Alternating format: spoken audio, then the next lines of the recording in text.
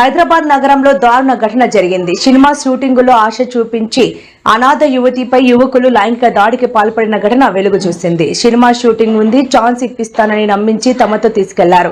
సికింద్రాబాద్ లోని తమ గదికి తీసుకెళ్లి యువతిపై సామూహిక అత్యాచారానికి పాల్పడ్డారు.